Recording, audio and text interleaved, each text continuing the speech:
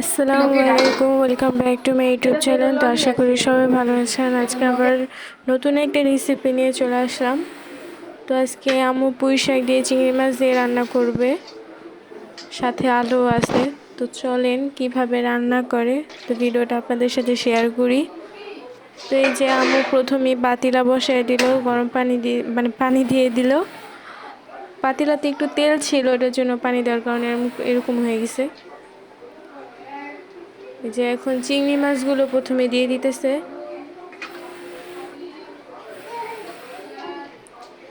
তো আমাদের ভিডিওগুলো যদি আপনাদের কাছে ভালো লেগে থাকে তাহলে অবশ্যই লাইক কমেন্ট করবেন, আর চ্যানেলটাকে সাবস্ক্রাইব করে আমাদের পাশেই থাকবেন।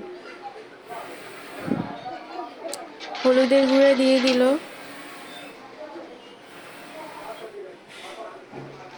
এটা কিন্তু মরিচের গুঁড়া, গ্রাম থেকে আনা হয়েছে, তাই এরকম হলুদের গুঁড়ার মতোই দেখা যেতেছে। এটা হলো মরিচের গুঁড়া দিয়ে দিল, লবণ। তো এখন মশলাটা কষায় নেওয়া হবে। এই দেখেন মশলা কষানো শেষ, এখন আলু আর ডাঁটাগুলো দিয়ে দিবে। তো আলু আর ডাঁটাগুলো দিয়ে দিতেছে।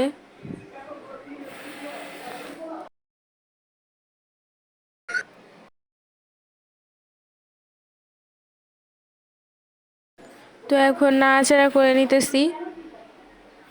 তো আমার এক হাতে ক্যামেরা আর এক হাতে ঘুরচুন্দি করতেছি, তো সমস্যা হইতেছিল। তো নাড়াটা দিয়ে নিই, তারপর আপনাদের দেখাইতেছি। তো এই যে এখন আম্মু পানি দিয়ে দিল।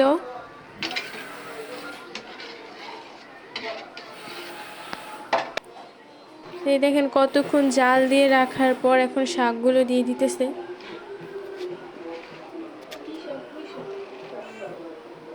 আপনারা কারা কারা পুঁই শাক খেতে পছন্দ করেন, শাক পাতা খেতে পছন্দ করেন, তারা অবশ্যই কমেন্টে জানাবেন।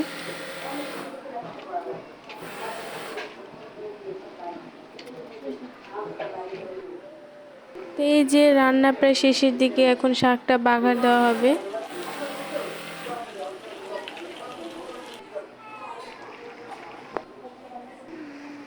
তো যে এখন শাকটা বাগার দিয়ে দেওয়া হবে। কড়াই চাপায় দিল।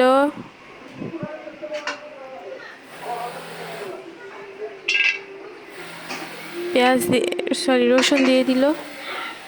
রসুন আর পেঁয়াজ ভেজে নেওয়া হবে।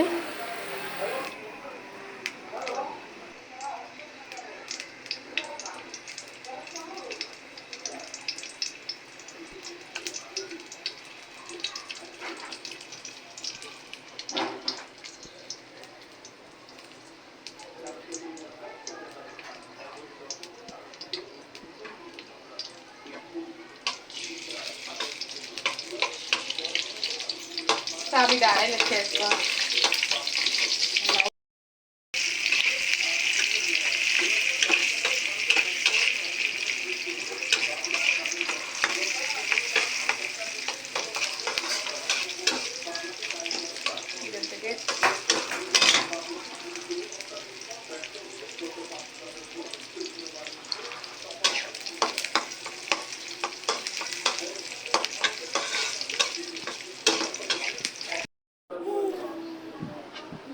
তো এই যে এখন শাকটা বাগার দিয়ে দিল।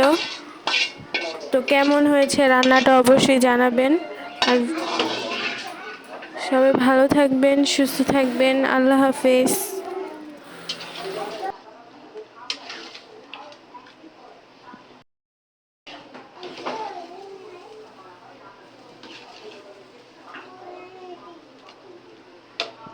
শেষ।